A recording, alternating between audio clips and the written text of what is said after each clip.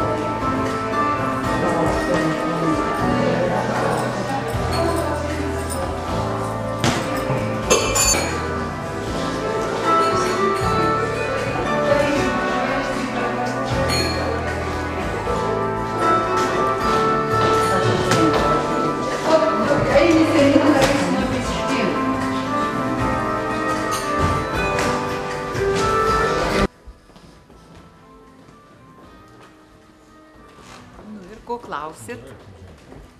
10. Montmartras šiandien baigėsi, tai su kokiomis nuotaikomis, kokiais įspūdžiais uždarot festivalį, ar viskas pavyko kaip tikėtas? Kadangi, kai jau uždarysim, kai susirinks visi dailininkai ir jūs juos matysit, aš galėsiu ir rytoj, kai jau išvažiuos, aš tada galėsiu pasakyti, viskas vyko, karalius mirė, te gyvuoja karalius, nes jau pradėsim galvoti apie 11 Montmartrą. Na, o dabar tiek, kiek buvo sumastyta, tiek, kiek buvo planuose sumanyta, teoriškai sumanyta, praktiškai padaryta. Darbai sukurti, įvyko ir kūrybinės dirbtuvės ir mūsų sode, ir šiandien Pėsčiųjų bulvare Vilniaus gatvėje, ir poezijos bulvaras, kur skaitė Andrius Bialobžeskis ir Monika Šaltytė, ir pristatėm jaunų dizainerių 2 kolekcijas gatvės mados. Nežinau, ar galima net įvardinti gatvės mada, tiesiog 2 kolekcijas pristatytos. Žinoma, matom klaidų šiokių tokių, nespecializuojamės gatvių renginių organizavime, bet manyčiau, kad pavyko šiauliečiams sakyt, kad absoliučiai visiems, ko gero absoliučiai visi net nežinojo, kad toks vyksta festivalis. Bet šiauliečiams tiek, kurie visus 10 metų laukia šito festivalio, patiko ir atsiliepimai yra geri. Žinoma, kiekvienu kartu vis norisi, kad būtų geriau, ko gero ir jie turėtų pastabų ir palinkėjimų, ką kitais metais galima būtų padaryti, kad būtų įspūdingesnis, įdomesnis konkrečiam tūlam šiauliečiui. Ar šimetinis festivalis pritraukė daug žmonių, palyginti su kitais? Nežinau, kaip dabar jum įvardinti. Jeigu, sakykime, bažnyčioje koncertą, kuris buvo Vilniaus styginių ansamblis, festivalyje dalyvauja 4. kartą. Tai priimtas buvo geriausiai ir žmonių buvo ko gero daugiausiai. Bet apie kitus, aš taip nepasakyčiau, nes tai nėra tie renginiai, kuriuose turi masės būt stovėti ir tenai, žinot, ranko mosuot ir, tai netoks renginys. Ir minėjot, kad jau pradėsit galvoti planuoti festivalį, gal turite kažkokių konkrečių minčių, ką galbūt darytumėt kitaip? Nežinau, taip kardinaliai kitaip, nelabai įsivaizduoju. Kitaip, sakykime, o dabar jūs mane, aš jūs. Vadinasi, reiktų stovėti aukštyn galvą. Bet šitaip tikriausiai nebus, bet kad reiktų inovacijų tai tikrai reikia. Kokių dar? Man atrodo, šiokių tokių sumanimų turim, bet va dabar pasakyk viską. Tai paskui, kaip ten sako, pasakyk viešpačiui savo planus ir viešpats pasijuoks. Man atrodo, kad mes planų turim, idėjų turim ir tikimės, kad kitais metais jis bus gilesnis, platesnis, įdomesnis. Bet pagrindinė linija, kad pagrindinė dalis tai yra pleneras, tarptautinis pleneras, tai tikrai liks. Koncertai skirtingose vietose, ne tik Laiptų galerijos salėje, bet ir, sakykime, buvo visą laiką Švento Jurgio bažnyčioje. Ar jie liks šitoje bažnyčioje? Ar mes keisim dislokacijos vietą koncertų? Šito nežinau. Yra visokių planų. Susirinksim, pakalbėsim ir dar yra visi metai. Bet pradėsim dirbti jau iš tikrųjų kitą savaitę. Esu Janina Lišauskienė, Laiptų galerijos direktorė, o taip sakyt šarmingai pavadinta, kol dar festivalio vėliava nenuleista, esu Šiaulių Monmartro Respublika 2012 prezidentė. Ačiū Jums labai. Prašau. Turiu klausimą. Впечатление о нашей республике. Ой, впечатления у меня всегда о вашей республике очень хорошие были и будут, потому что я ведь живу в Гродно, это совсем недалеко от Друзгиненкая. Друзгиненкая, надеюсь, вы знаете, такой город. Вот, и я с детства, когда-то не было еще границы, так мы с детства туда и с родителями ездили, потом с подругами, как бы часто. Вот, так что Литву мы всегда любим, всегда туда, вот, кажется, от нас проехал там всего лишь каких-то 30 километров, а попадаешь в другой мир. Вот, то есть у вас уровень культуры другой, как-то так, ну, много чего хорошего. Я спрашивала о республике Монмартр. Про республику Монмартр. Ясно, я как-то республика и республика. А это, ну, очень мне понравилось, да. Что тут очень сжато, так вот этих вот каких-то 3 или 4 дня, сколько тут получается. И вот время летит совершенно незаметно, что очень такая насыщенная программа. Мы столько всего вот увидели, нас водили на экскурсию на гору Крестов, потом мы такие концерты интересные тут слушали, что я, ну, правда, вот потрясена вот этим всем. Что и, во-первых, ну, работа немножко мне непривычно было вот так вот работать, когда кругом люди ходят, что-то вот смотрят за спиной, спрашивают все. Ну, с другой стороны, вот оно в этом есть что-то так вот необычное такое. А в Беларуси что-нибудь похожее бывает у вас? Ну, просто традиционные пленеры, конечно, бывают. И в Гродно у нас тоже проходят. Но это такие, которые 10 дней или там 2 недели длятся. Вот. И там художники уже сами по себе работают. Хотят на природе, хотят у себя там в комнате где-то или под крышей. Просто выставляют то, что там сделано. А вот так как здесь, что это вот сегодня в городе, мне было очень тоже интересно, что люди подходили, так общались там. Все. И здесь, что все вместе как-то и музыка, и так вот и все так общаются, и рисуют, что-то там и просят. Ну, то есть это как бы возвращаешься в студенческие времена немножко. То есть когда там перед просмотром надо быстро что-то сделать, и у кого-то попросил, у кого не хватает белила, дайте мне белила, вот фломастер, может, у тебя есть фломастер. То есть, ну, вот немножко в такую атмосферу попадаешь, вот как в студенчество. Поэтому мне очень понравилось, конечно. И директор у вас очень хороший, она так умеет вот со всеми найти общий язык, и очень интеллигентно, очень тактично. Вот, ну, и просто, ну, очень хорошее впечатление, правда. Ну, меня зовут Виктория Ильина, фамилия моя. Вот, я из Гродно, художник-живописец, ну и преподаю в художественной школе. Фамилия какая? Ильина. Ильина. Да. Ну, немножко так. Пожалуйста. Ага. Еще у вас вопрос? Что вам, как художнице, дало участие в этом фестивале? Вдохнули ли вам новые творческие идеи? Ну, вы знаете, как бы больше всего, конечно, всегда пленеры – это люди. Вот, поэтому у меня вот тут вот очень хорошо, что мне повезло, что с первого дня как-то нашлись хорошие подружки. Вот одна Ильяна из Поневежеса, тут, который рядом город, она рисует портреты. У нас вот тоже не очень много людей, которые умеют на публике и разговаривать с людьми, и рисовать, и как бы похоже, и здорово. Вот. Ну и ваша Вита, вот, которая здесь, ваше, наверное, лицо города, такая очень рыжеволосая, яркая девушка, то есть с ней столько энергии, как бы, ну, очень интересно было пообщаться. Вот. Ну и вообще, я говорю, что так сама атмосфера очень интересная, поэтому я очень рада, что здесь была. Что понравилось вам здесь? Конечно, очень. Но здесь не может не понравиться, мне кажется. Тут, то есть, ну, Хотелось ли вам приехать еще раз? ну да, ну я не знаю, здесь просто многие вижу, что приезжают по второму разу и по третьему даже. Вот, если пригласят, я, конечно, с удовольствием приеду. Я просто знаю, что многие пленеры так вот, ну, строятся так, что всегда меняются люди, чтобы новые кто-то. Поэтому, если просто вот в прошлом году был наш художник из Гродно, такой Юра Яковенко, все тут его запомнили, мне было очень приятно, что его тут хорошо вспоминают.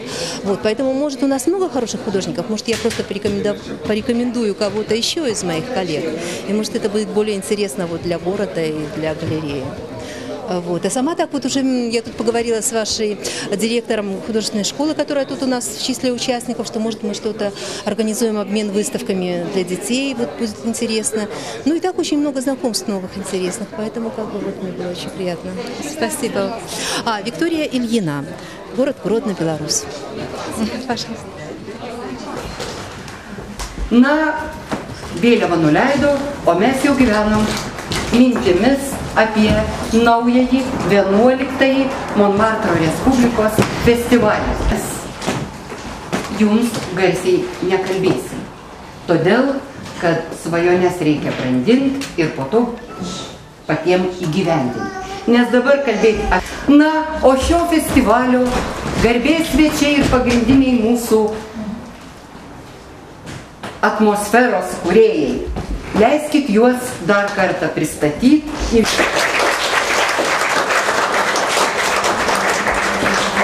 Ir norėtus, kad čia ir stotumėt visi va dabar. Kiek bus jūsų, ne visi, Kazys Bimba.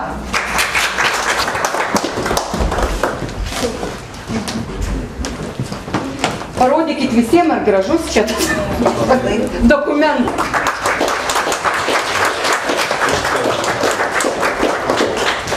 Prašom stoti čia su visais. Richard Gross, Ryga. Silvija Gross išvyko. Viktorija Iljina, Belarus.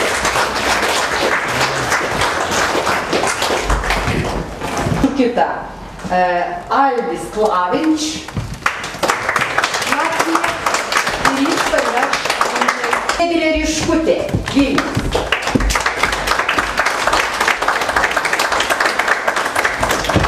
Marytė Ruzgytė.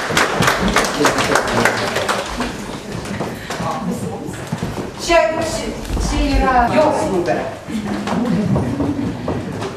Tai Irena Švažėlienė.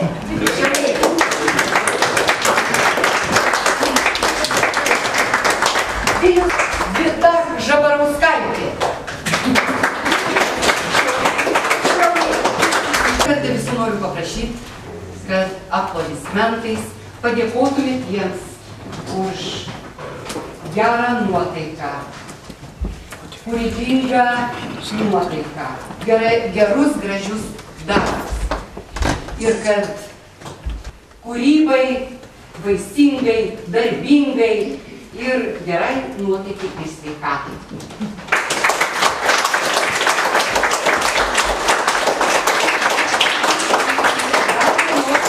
Bet šiandien jos darbus, kolekcijas, jos kuruojamas, jūs matėt, tas, kas matėt, Pėsčiųjų bulvare.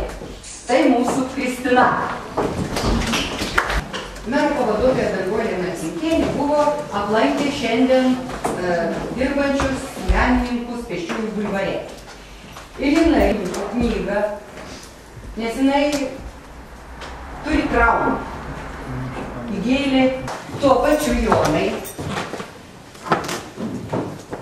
Jam bus visų plenero dalyvių vardu tars žodį Monmartro Respublikos piliečiams ir Laiptų galerijos plenero organizatoriams.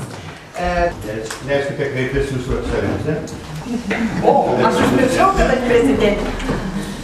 Visų mūsų čia dalyvių vardu norėčiau jums padėti.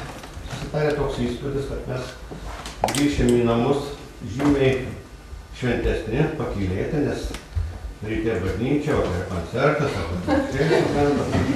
geras maistas. Pasirašyta, kad kaip tik tai gintas yra, kad jūsų priešai taptų draugais, nes... O draugai priešai? Gerai. Ačiū, Jonai. Dėkui. Labai brangi knyga. Jeigu kas norit, yra Jonas keletą paliko mums. Nepriverstinai kalbėti. Nenoriu. Tai tada... Vaikutytį, šauniausiai savo poreikių.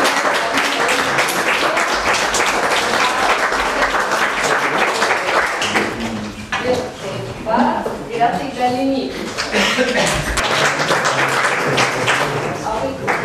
Tai viskas.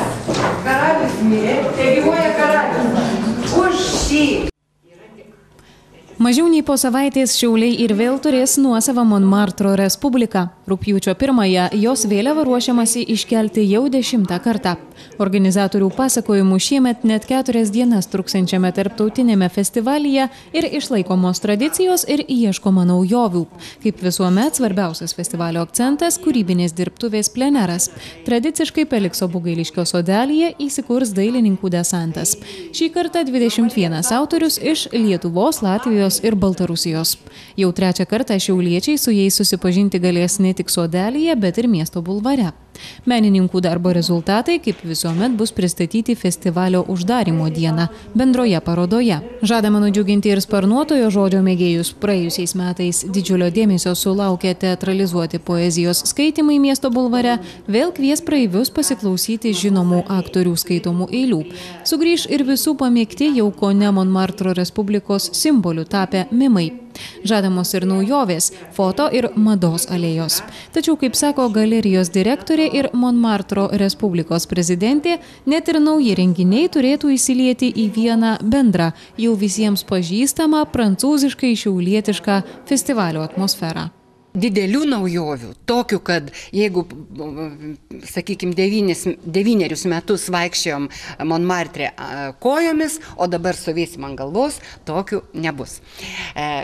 Tiesiog tęsiam tradiciją, tik tai stengiamės eiti labiau į gylį. Na, o dėl pločio, tai kartuojam tą patį plotį. Ta prasme, kad sugebėjom išeiti į bulvaro, pėsčiųjų bulvarą, į kitą erdvę. Kaip ir kasmet, įspūdingas renginys ruošiamas festivalio atidarymo vakarą. Skambės prancūziškos muzikos koncertas po Paryžiaus stogais, o ryškiausiu akcentu turėtų tapti šiuolaikinio meno genijumi tituluojamo tarptautinį pripažinimą pelniusio Solomono Teitelbaumo kūrybos darbų paroda. Tai pirmoji jo personalinė paroda Šiauliuose po 10 metų pertraukos ir viena iš labai retų rengiamų Lietuvoje. Solomonas Teitelbaumas tai tikrai žvaigždė dabar mūsų ir jis kaip žvaigždės mažai Lietuvoje būna. Dabar jis gyvena beveik Maskvoje, nes ten turi užsakymus, tenai dirba. Na ir kągi jo parodos irgi tikrai yra Lietuvoje, net nežinau, dabar jau beveik nevyksta parodos, turbūt, kaip tokios žvaigždės pasidaro, daugiausiai vyksta kažkur užsienio muziejuose. Jau ten kalba net apie New Yorką eina ir panašiai, žodžiu, tokiam jau lygiai jis tenai bendrauja. Šiaulių Monmartro Respublika turbūt nebeįsivaizduojama ir be profesionaliosios muzikos koncertų. Galerijoje laiptais skambės klasikinės muzikos koncertas Čiurlionio eskizai. Švento Jurgio bažnyčioje koncertuos valstybinis Vilniaus kvartetas ir solistas Liudas Mikalauskas. Viktorija Grušaitė, Algirdas Delinskis, Šiaulių televizijos žinios. Šiauliai vėl turi nuosavą Monmartro Respubliką. Vakar jubiliejinis jau 10. tarptautinis menų festivalis paskelbtas atidarytų. Šiemet šiame tarpdisciplininėme projekte, kaip ir kasmet, tik profesionali dailė, aukščiausio meninio lygio muzika, jau pamėgti ir dar nematyti renginiai. Varpo dūžiais, mušamųjų ritmais, iškilmingų dalyvaujančių menininkų pristatymų prasidėjęs festivalis, kaip ir kasmet ištikimiausiems lankytojams bei pirmą kartą čia užsukusiems pateikė staigmeną. Po 10 metų pertraukos atidaryta šiuolaikinio meno genijumi tituluojamo tarptautinį pripažinimą pelniusio Solomono Teitelbaumo kūrybos darbų paroda. Tuo tarpu Monmartro Respublikos prezidente tituluojama galerijos laiptai direktorė juokauja, kad staigmena yra jau vien tai, jog festivalis apskritai vyksta.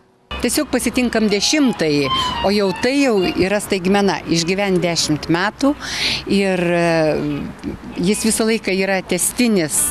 Ir jau po pirmųjų metų buvo labai liūdnos prognozės, o išgyventi 10, pasitikti tą 10-ąjį festivalį, man atrodo, tai jau ir yra pati didžiausia staigmena. Ta staigmena yra ir mums patiems. Šį kartą Šiaulių Monmartras subūrė 21 menininką iš Lietuvos, Latvijos ir Baltarusijos. Jau nuo šiandien visi jie tradiciškai įsikūrė kūrybinėse dirbtuvėse Felikso Bugailiškio sodelyje. Daugelis menininkų čia dalyvauja jau keletą metų, kai kurie kelis metus iš eilės atvyksta iš Latvijos. Yra ir tokių, kurie nepraleido nei vieno plenero. Autoriai prisipažįsta, jog čia juos traukia ypatinga atmosfera. Man labai patinka ta Monmartro Respublika, čia nėra įstatymų, nėra sienų, gyveni kaip nori, taip kaip esu įpratęs, tai man čia užtat labai patinka. Aš esu Milnoroje, ir jau dabar nežinau, gal 7 kartą. Kas dabar savo dirbtuvėje šitaip dirbtų? Žinau, kad nedirbtų, dabar taip laisvai visi daro, kas kokį mediuką paišokį dirbtuvėje, tai gal iš modelio tapytų ar dar ką nors darytų. Bet kad aura yra čia gera, tai be abejonės. Intensyvu. Pakalbas ir viskas, ir matyti, kaip vienas, kaip kitas dirba, kaip kas naujas kūryboje yra, koks kelias einamas toliau. Šita aplinka diktuoja savo. Iš tikrųjų, ką tu beplanuotum, berežisuotum iš anksto, kai susirenki čia ir atsidūri va šitoje aplinkoje, šitam sodelį, pavyzdžiui, tai iš karto jau dingsta tos kažkokios tai iš ankstinės režisūrinės mintis, idėjos ir tada tu pasiduodi tai aplinkai ir imi paprasčiausiai grįžti prie paprasto plenero, prie šviesos gamtoje. Festivalis Šiaulių Monmartro Respublika dar tik įsibėgėjo. 2 dienas vyks pleneras, kuriame galima apsilankyti, pabendrauti su autoriais ir galbūt net įsigyti patikusį darbą. O rytoj laukia ypatinga programa. Labai norėčiau visus pakviesti ne tik į plenerą, kur nuo 14 valandos galima pabendrauti, pasižiūrėti, nusipirkti, pamatyti, kaip dailininkas kuria, bet norėčiau pakviesti ir į koncertus. Penktadienį 18 val. Laiptų galerijoje koncertas Čiurlionio eskizai. Girdėsite smuiko, fortepijono ir Petro Venslovos aktoriaus iš Kauno skaitomus tekstus, Čiurlionio laiškus, prisiminimus apie jį. Paskutinę festivalio dieną šeštadienį Monmartro Respublika keliasi į Šiaulių bulvarą. Nuo 11 iki 15 valandos čia tęsis dailininkų pleneras, vyks literatūrinis renginys, praeivius stebins gatvės mada, foto alėja, gyvos skulptūros mimai. Vakare Šiaulių Monmartro Respublika tradiciškai bus uždaryta bendra plenero dalyvių kūrybos darbų paroda. Viktorija Grušaitė, Paulius Lebedis, Šiaulių televizijos žinios. Savaitgalį Šiauliuose baigėsi jau tradicinė tapusi 10-oji Monmartro Respublika. Ketvirtadienį prasidėjusi menų festivalį vainikavo šeštadienio popietę Laiptų galerijoje atidaryta Šiaulių Monmartro Respublikoje viešėjusių menininkų sukurtų darbų paroda. Šiemet festivalyje dalyvavo daugiau nei 20 meno atstovų iš Lietuvos, Latvijos ir Baltarusijos. Nuo ketvirtadienio Laiptų galerijos sode kasdien vyko atviras menininkų pleneras. Vakarai žiūrovus džiugino koncertai, o paskutinę dieną festivalis persikėlė į Pėsčiųjų bulvarą. Ten vyko poezijos skaitymai, jau festivalio simboliu tapusių mimų pasirodymas, bei šiųmetinė festivalio naujovė – madų demonstravimas. Pirmą kartą Šiaulių Monmartro Respublikoje dalyvavusios menininkės Viktorijos Iljinos teigimu, tokios kūrybinės dirbtuvės labai neįprastos tuo, kad kūrybinis procesas vyksta viešai mieste. Plenеры, конечно, бывают. И в Гродно у нас тоже проходят. Plenerai pas mus būna, tačiau jie trunka 10 dienų arba keletą savaičių. Dailininkai dirba patys savo, gamtoje arba namie, o po to pristato tai, ką sukūrė. O čia mieste man buvo labai įdomu dirbti, bendraujant su žmonėmis. Сегодня в городе мне было очень тоже интересно, что люди подходили, так общались. Organizatorių teigimu, ruošimasis 11-ąją Monmartrui prasidės jau kitą savaitę, o pats festivalis kitais metais kardinaliai nesikeis. Mes planų turim, idėjų turim ir tikimės, kad kitais metais jis bus gilesnis, platesnis, įdomesnis. Bet pagrindinė linija, kad pagrindinė dalis tai yra pleneras, tarptautinis pleneras, tai tikrai liks. Dar yra visi metai, bet pradėsim dirbti jau iš tikrųjų kitą savaitę. Norintys prisiminti festivalio akimirkas tą gali padaryti Laiptų galerijoje. Čia vis dar veikia ne tik plenerė sukurtų darbų paroda, bet ir festivalio atidarymo metu pristatyta Solomono Teitelbaumo kūrinių ekspozicija. Justina Markuckytė, Paulius Lebedis, Šiaulių televizijos žinios.